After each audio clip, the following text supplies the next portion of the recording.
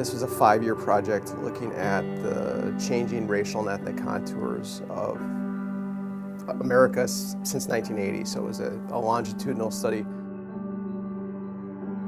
The most interesting part of this research was that Mountain View, the neighborhood of Mountain View, is actually the most diverse census tract in the entire United States. I wrote an email to Dr. Farrell suggesting that based on his research and what little I did, that East High might be the most diverse high school in the country, and suggested could he look into it. And I emailed the parent back and said, well, I'm not sure that's a good hypothesis, but I do know where to get the data.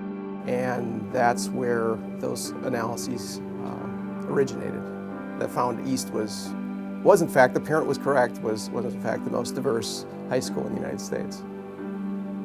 It's really beginning to turn these statistics into an asset and turning the information into power. It gives us the tools to be able to talk to ourselves, but also outsiders who don't understand that we are among the most diverse cities in the country. It changes the dialogue and the way that people think of us, and it changes the way we think of ourselves.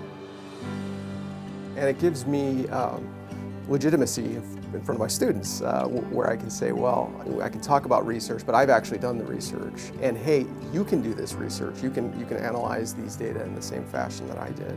And showing them how to do that and how to access those data really is useful for my teaching.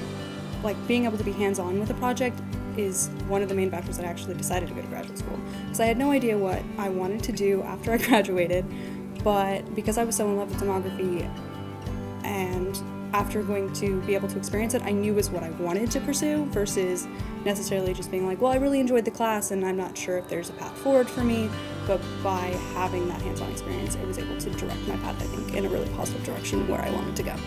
Chad's research continues to influence what we do. We continue to work with him. By having hard numbers go and applied towards what we intuitively know and anecdotally know, we can make a better case for resources to be channeled into our communities.